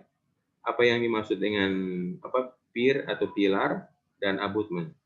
Jadi pier atau pilar itu ada di tengah, dia menghubungkan atau memikul dua bentang. Kalau abutment ada di sisi sungai A atau B, dia memikul hanya satu bentang dan sebelahnya tidak dipikul, dia menahan tanah yang berfungsi sebagai approach road atau off-road. Oke, jelas sudah? Nah, kalau sudah, Mir lanjutkan. Ini Mir naik lagi ke atas.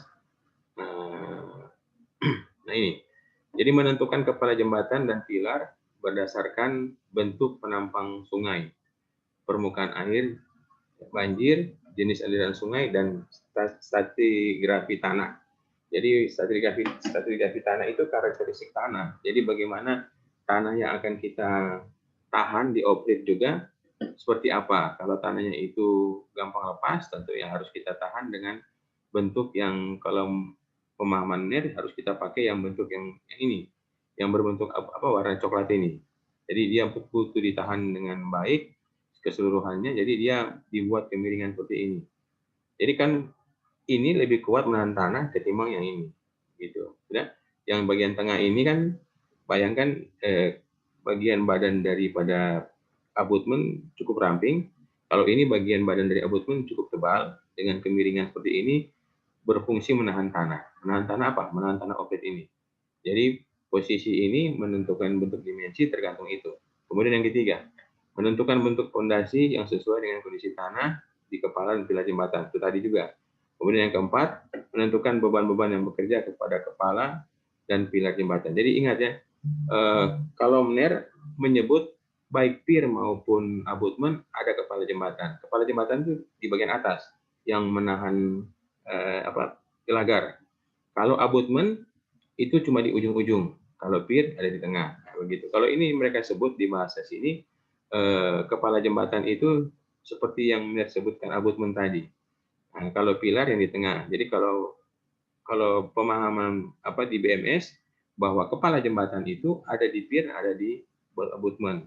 Tapi yang di ujung-ujung adalah abutment, yang di tengah adalah pier atau pilar. Kemudian yang poin 5, melakukan perhitungan mekanika teknik untuk mendapatkan gaya-gaya yang bekerja, termasuk gaya dalam. Kemudian menentukan dimensi akhir dan penulangan berdasarkan gaya-gaya tersebut. Jadi nanti tujuannya kita akan menentukan berapa sih dimensi pier, berapa besar tulangannya, berapa banyak, jarak-jaraknya berapa. Nah, seperti itu. Nah, lanjut, ini ada bagan air atau flowchart, bagaimana kita mendesain bangunan bawah. Jadi yang pertama survei. Survei ini adalah pengumpulan data. Pertama ada, ya terus terang kalau di pengumpulan data kita ada dua sih. Tidak cuma data saja, tapi pengertian data ada data primer, ada data sekunder. Kalau data primer itu data yang kita cari langsung di lapangan. Apakah kita survei langsung, kita lihat penampang sungai, kita foto-foto, kemudian kita ukur lebar sungai. Jadi kita cari langsung. Kemudian ada data yang kita dapat dari orang lain. Nah, itu data sekunder. Nah, data sekunder seperti data curah hujan, kan nggak mungkin kita survei curah hujan lagi khusus untuk membangun jembatan. Berarti kita harus duduk selama minimal 3 bulan di lokasi tersebut. Nah, itu tidak mungkin. Kita tinggal minta ke BMG, Badan Meteorologi dan Geofisika setempat, dan kita beli datanya. Data curah hujan ada harian, ada mingguan, dan bulanan. Dan kita akan gunakan untuk menghitung tinggi debit muka air banjir. Kemudian kita minta juga data yang lain, misalkan kalau jalan itu jalan lama, jembatan lama, kita hanya melakukan penggantian, berarti ada data lalu lintas. Nah, kita tinggal minta data lalu lintas kalau ada. Kalau tidak ada, ya kita survei, kita duduk di situ selama 1 hari, 24 jam. Kemudian data yang lain kita lakukan data tanah. Nah, data tanah yang karakteristik tanah atau tadi yang disebut di slide sebelumnya, itu ada data yang namanya data geologi. Data geologi itu kita beli. Beli kemana? Beli ke Badan Geologi di Indonesia. Mereka sudah punya peta geologi yang menyebutkan jenis-jenis tanah yang ada di seluruh Indonesia. Kita tinggal tentukan lokasi kita jembatan mana, jembatan A, di kelurahan apa, desa apa, kemudian kecamatan apa, provinsi apa, kemudian apa. Nanti cocokkan dengan di peta geologi. Oh, jenis tanahnya adalah tanah ini. Nah, itu penting. Nah, itu dari namanya sekunder ya, data yang kita minta dari orang. Nah, kemudian kita lakukan survei langsung, survei primer, berupa pertama dulu soil properties. Kalau soil properties itu adalah data yang kita lakukan secara test pit. Nah, boleh kalian lihat dulu. Silakan kalau ada yang mau lihat tentang materi ini. Sambil isi absen ya, biar ada keperluan sejenak. Boleh, silakan dilihat dulu.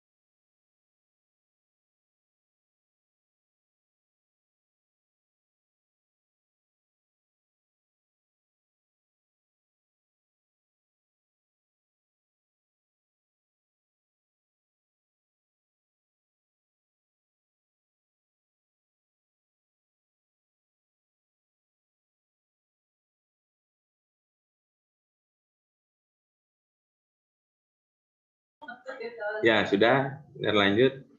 Jadi ini kalau data soil properties, ambil itu sampel di kedalaman sekitar 1 meter, bawa di laboratorium, kemudian kita tes berat jenis, berat volume, kemudian mungkin ada standar Proctor, kemudian mungkin ada batas plastis, limit plastis, kemudian limit liquid, kemudian ada juga pengetesan yang lain. Nah, itu semua kita gunakan apa? Contoh begini, kalau kita membutuhkan ada tanah yang kita akan gunakan sebagai timbunan, talut, ya. Berarti kita mesti hitung kestabilan lerengnya. Kalau ada tanah yang akan kita gunakan untuk timbunan pemadatan, nah kita harus hitung standar kotornya. Jadi tergantung apa yang akan kita pakai, kita hitung. Kemudian kalau yang sondir boring test, ini berarti dari data sondir, apakah kita butuh sondir atau tidak. Kalau kita nggak butuh sondir, ya langsung aja ke boring. Kalau boring berarti kita bor, pengeboran, kemudian kita lakukan percobaan triaksial. Jadi ada percobaan triaksial nanti seperti di lab, kita mengambil sampel tanah undisturbed. Jadi bor itu adalah pengambilan sampel tanah undisturbed atau tidak terganggu, kemudian kita bawa ke lab, lakukan percobaan triaksial. Kalau yang disturb terganggu, itu yang test pit. Jadi kita ambil, kita bongkar-bongkar pasti. Nah, itu yang kita lakukan pekerjaan test pit. Nah, boring juga di samping mendapatkan sampel tanah tidak terganggu atau undisturbed, juga mendapatkan karakteristik tanah layer demi layer atau lapisan demi lapisan.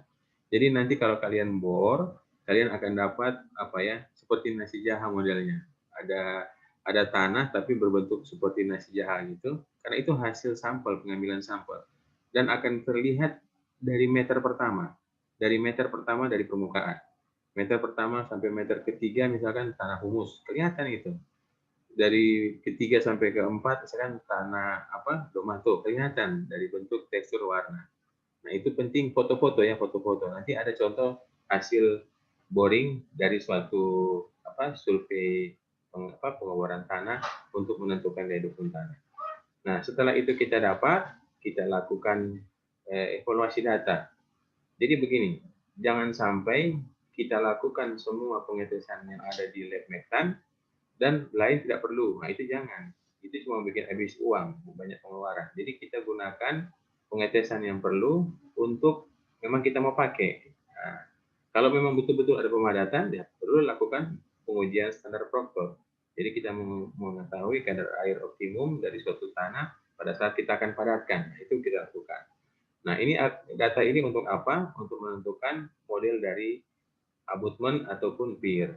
Kemudian menentukan lebar jembatan. Nah, tapi kalau lebar jembatan kebanyakan tergantung dari, kalau mendesain itu tergantung dari beban lalu lintas dan tipe jalan yang ada. Contoh, kalau tipe jalan kelas A, maksudnya kalau tipe jalan arteri, jalan nasional, maka pasti dia membutuhkan jembatan tipe kelas A.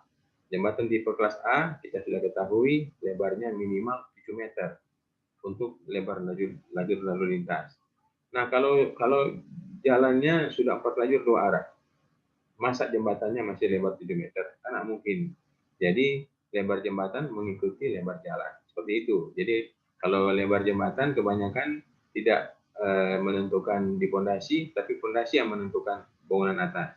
Kalau bangunan atasnya semakin lebar, maka pondasinya juga semakin lebar, sesuai dengan lebar bangunan atas yang dipikul. Makanya waktu kemarin mengajar, mulai dari bangunan atas dulu. Bukan berarti kan kita bangun sesuatu entah rumah atau apa kan selalu dari pondasi, betul. Tetapi dalam pengertian ini, karena kita mau mencari beban bangunan atas itu berapa, jadi pertimbangan begini, kenapa mulai dengan bangunan atas? Karena kita mau mencari tahu berapa sih beban yang dipikul setiap abutment atau pier. Nah, itu kita nggak bisa karang-karang. Kita sudah mau desain pondasi, tapi kita belum tahu bangunan atas. Berarti kan kita pakai 50 ton saja. 50 ton saja, tapi ternyata bangunan atasnya nanti setelah kita hitung dapat 100 ton. Berarti kan pondasinya salah. Kita rubah lagi. Jadi kenapa mulai dari bangunan atas? Karena itu. Kemudian lanjut lagi. Bentang jembatan. Nah, bentang jembatan juga ditentukan oleh lebar sungai. Lebar sungai semakin lebar, bentang jembatan semakin panjang. Nah, lebar sungai juga ini ditentukan juga pada saat kondisi. Mungkin kondisi cuaca bukan hujan, tidak pada masa banjir, mungkin lebar sungai tidak terlalu lebar. Nah, pada masa banjir lebar sungai jadi lebar sekali. Dan kita harus memilih posisi jembatan seperti yang penjelasan beberapa minggu lalu, posisi jembatan harus di posisi bentang yang terpendek. Kalau memang itu jalan baru ya, tapi kalau jalan sudah ada yang tidak boleh pilih. Kalau kalian pilih lokasi jembatan di tempat lain kan kasihan bikin jalan baru lagi nanti. Jadi kalau penggantian jembatan biasanya posisi jembatan sudah di situ. Kalaupun yang berubah tinggal bentang. Apakah pasti lebih panjang? Karena mungkin yang lalu kan lebar sungai tidak terlalu lebar. Akibat adanya erosi, banyak hutan ditebang, gundul, akhirnya lebar sungai semakin lebar, panjang jembatan semakin panjang. Kemudian posisi letak pilar atau pier atau pylon. Pylon itu yang di jembatan pre-stress atau jembatan suspension. Dan kepala jembatan. Nah, di sini perhatikannya di materi ini terambil kan dari PU. Penyusunan materi ini kebanyakan mengidentikan abutmen itu dengan kepala jembatan. Abutmen dengan kepala jembatan. Jadi kalau pengertian di BMS, kepala jembatan itu bagian atas yang bersentuhan langsung dengan gelagar. Apakah itu di abutmen atau di pier begitu. Kemudian yang bentuk pilar atau pylon dan kepala jembatan. Kalau tadi kan posisi, apakah dia mendekat sungai atau ada menjauh. Kemudian ini bentuk yang tadi, yang ramping atau yang agak gemuk tadi, seperti yang warna coklat. Kemudian posisi struktur atas terhadap muka air banjir. Nah, ini muka air banjir atau HWS. HWS itu High Water Sea. Jadi kalau jembatan itu ada di mana kalau kita menentukan HWS? Seperti pelabuhan. Ada di apa, Hendri? Kalau jembatan ada di atas laut. Nah, jembatan di atas laut kan jembatan Suramadu, jembatan Soekarno juga itu boleh dibilang di atas laut karena dia muara. Menentukan HWS juga, High Water Sea. Jadi muka air pasang tertinggi. Nah, ada di mana? Nah, kalau ini jauh dari laut, nggak perlu HWS, cuma MAB, muka air banjir. Dan bangunan lain yang ada di bawahnya. Kemudian material pilar atau pylon dan abutment. Kemudian ukuran pilar ataupun pylon dan abutment. Nah, kemudian penentuan beban yang bekerja. Nah, ini bangunan atas berarti. Ini bangunan atas. Penentuan beban yang bekerja berarti di bangunan atas. Bangunan bekerja itu kan tidak langsung ke bangunan bawah. Dia bangunan atas dulu. Baru dilewatkan ke elastomerik, kemudian elastomerik ke bangunan bawah. Nah, yang menentukan beban mati, beban hidup lalu lintas, kemudian beban aksial ini beban angin dan beban gempa, kemudian beban tumbukan pada pilar jembatan akibat gelondongan kayu yang lewat di sungai menghantam pier, menghantam abutmen atau kapal. Nah, kapal kalau di bawah itu, kalau di sungai-sungai di Kalimantan contoh yang lalu kan ada banyak kapal lewat di bawah jembatan. Nah, jembatan itu pier-piernya dilindungi, dibuat seperti ada benteng sehingga pier tidak terkena hantaman langsung dari kapal ataupun gelondongan kayu. Lanjut. Nah, ini yang tadi. Bagaimana bentuk dari kepala jembatan ataupun abutmen dan pier ataupun pilar. Nah, kepala jembatan ada yang dari pasangan batu kali, ini tipe gravitasi, kemudian beton bertulang ini yang tipe balok T, kemudian tipe T dengan penumpang. Nah, ini seperti ini. Baru kita lihat lagi model-modelnya, ini yang beton bertulang, ini tipe batu kali. Tetapi yang begini sekarang ada juga yang tidak dibuat dari batu kali. Beton bertulang tapi modelnya seperti ini, model tipe gravitasi. Kalau ini kan dia bilang materialnya batu kali, berarti ini pasangan batu, seperti kita buat talut. Tapi ada juga yang bentuknya beton, dan ada tulangan. Ini kalau dari beton pasti ada tulangan. Ini juga ada tulangan di tengahnya, tapi tidak kelihatan. Nanti ada penjelasan perhitungan tentang tulangan tersebut. Nah, kemudian ini perhatikan ya, di kepala jembatan, perhatikan sini, ini ada tinggi girder. Hati-hati begitu terpasang tinggi girder tambah tebal elastomerik, ini harus mendapatkan elevasi yang sama di atas sini. Nah, jangan sampai dia nanti batangga. Kalau dia batangga berarti ada salah desain. Jadi harus hati-hati. Jadi biasa PU sangat jeli pada saat presentasi, dia langsung cek semua elevasi ini. Berapa sih tinggi girdernya, berapa sih elastomeriknya. Jadi dihitung tinggi coakan ini atau tinggi daerah ini harus sama. Jadi begitu itu dipasang, diletakkan, ini akan terjadi apa? Terjadi satu elevasi. Nah, satu elevasi di atas itu baru kan ada plat, plat jembatan. Lanjut ya. Nah, ini contoh apa? Contoh panjang peletakan yang biasa digunakan. Nah, ini contoh peletakan seperti ini kalau untuk abutment, kalau yang ini untuk pier atau pilar. Ini ada nilai N, berapa sih lebar ini, lebar sayapnya ini berapa, itu ada perhitungan.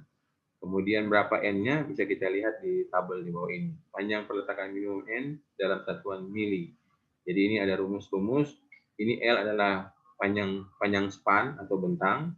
Kemudian H itu adalah, kita lihat angkanya, H yang tadi yang tinggi di sebelah di kepala jembatan. Jadi kategori kinerja seismik A dan B, kemudian C dan D. Catatan, L adalah panjang lantai jembatan, H adalah tinggi rata-rata dari kolom atau tinggi dari yang saya sebut tadi badan pier ataupun badan abutment. Kemudian S adalah sudut kemiringan ataupun skew dari peletakan atau dalam satuan derajat.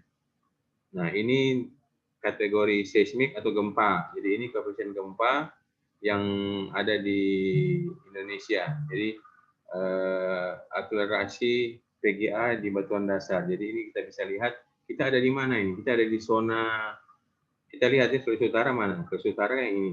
Yang ini berarti ada di merah muda. Merah muda zona 5. Akselerasi PGA di batuan dasar 0,4 sampai 0,5. Hati-hati dalam pemakaian ini, jangan salah pengambilan zona. Ya, lanjut. Kriteria desain kepala jembatan. Jadi ini kepala jembatan desain seperti apa? Tidak ditempatkan pada belokan luar sungai, jadi abutment tidak boleh ada di belokan sungai. Tidak ditempatkan pada aliran sungai, jadi kepala jembatan itu harus di daerah kering. Tidak ditempatkan di bagian bidang gelincir lereng sungai. Tidak ditempatkan di bagian lereng sungai jika digunakan fondasi dangkal. Nah, ini fondasi dangkal, fondasi yang tidak menggunakan tiang pancang dan sumuran. Jadi dia cuma abutment tok, cuma pier tok, jadi tidak ada bagian bawah. Kemudian fondasi kepala jembatan ditempatkan, diupayakan untuk ditanam sampai kedalaman berpengaruh terhadap pengurusan air sungai. Jadi kalau nanti ada ini kan ada sungai kan. Nah, ini kan nanti ada bagian basah. Nah, bagian basah ini, daerah ini diharapkan tidak menyentuh bagian basah sungai. Jadi ada namanya, ada garis basah sungai di sini nanti. Ini dasar sungai.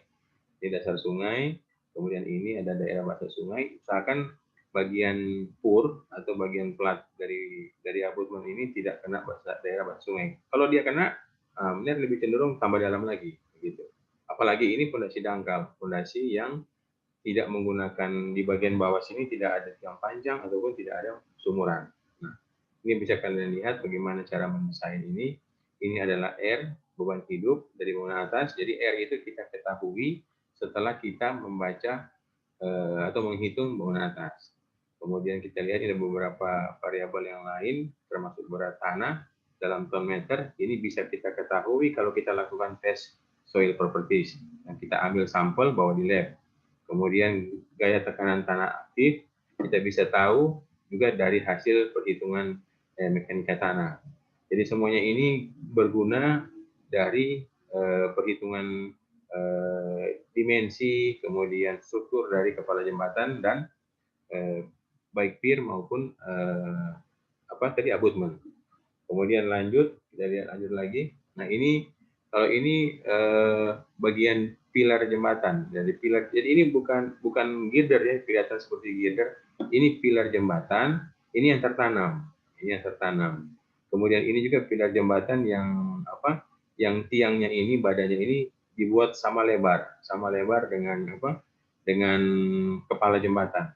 Kemudian yang bagian pur lebih lebar, tapi kepala jembatan lebih sempit atau lebih tidak terlalu lebar. Tapi badan pier ataupun badan abutment sama lebar. Nah, yang seperti ini, yang seperti yang pertama ini banyak digunakan di apa itu? Di jembatan layang ataupun di jembatan yang digunakan untuk LRT ataupun untuk MRT. Nah, biasanya kan ini dibuat ramping. Kenapa dibuat ramping? Karena ini diletakkan di median jalan. Jadi pernah kan lihat ada kereta yang relnya ada di atas jalan, sejajar dengan jalan, dan pirnya diletakkan di median. Nah, karena median itu kan cukup sempit, jadi mereka memilih desain seperti ini. Nah, kalau mereka pilih desain yang ini, otomatis habislah badan jalan. Tidak ada lagi buat traffic atau kendaraan di bawah. Nah, jadi yang seperti ini tentu tulangannya jauh lebih bagus atau lebih baik ketimbang ini. Ini mungkin lebih banyak mengandalkan kekuatan beton. Kalau ini beton dan tulangan yang diandalkan. Nah, ada juga yang model seperti ini. Jadi dia tidak terlalu lebar, tetapi juga tidak terlalu kecil. Jadi kalau ini bentuknya bisa kita lihat seperti kolom biasa. Jadi pilar tunggal. Kalau ini pilar masif, pengertian masif, dicor entero ini dari bagian kiri ini sampai bagian kanan. Ini juga. Nah, ini yang pilar portal, berbentuk portal atau gawang. Nah, seperti ini. Nah, seperti ini juga kalau dibuat, kenapa ada seperti huruf H ini kalau terlalu tinggi.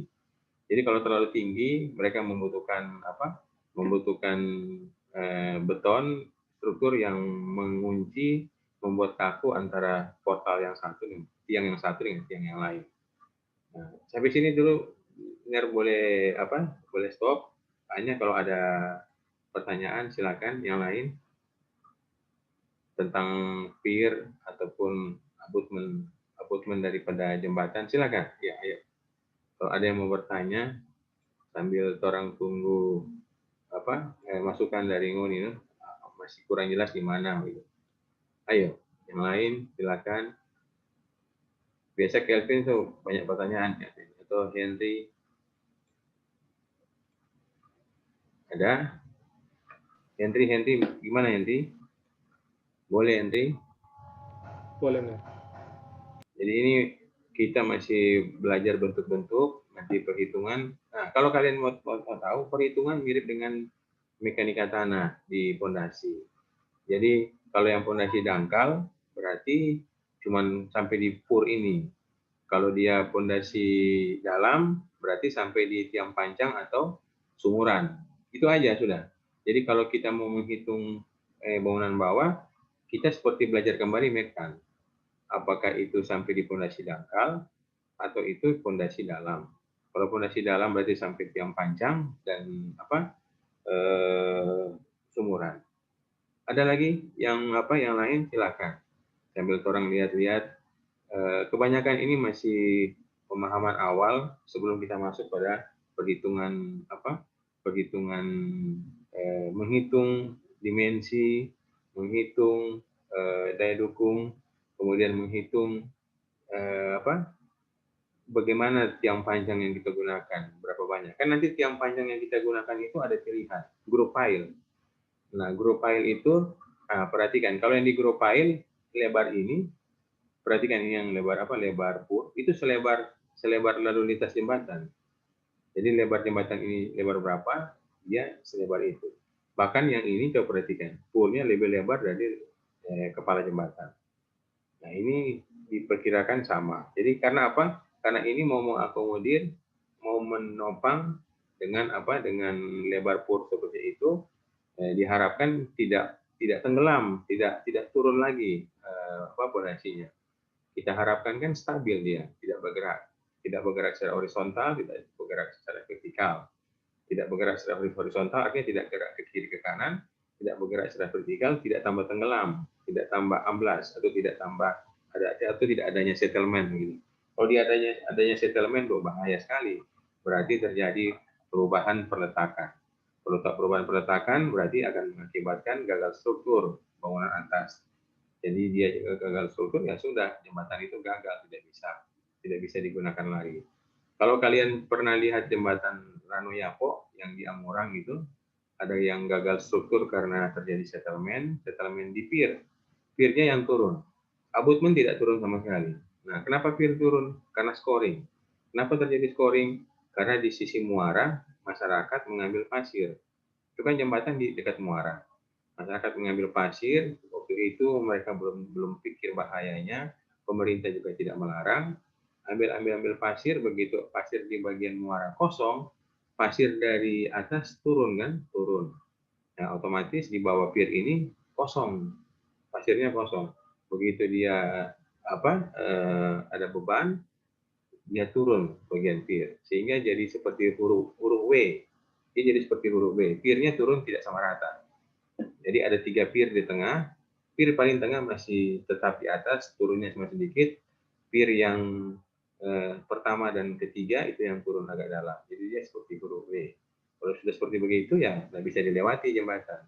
Karena sudah seperti huruf W begitu, tidak lagi rata. Nah, kondisinya mereka tidak bisa apa-apa, tidak bisa angkat ke jembatan dan ganti pier, tidak semudah itu. Jadi mereka bikin bangunan baru, bikin jembatan baru di samping.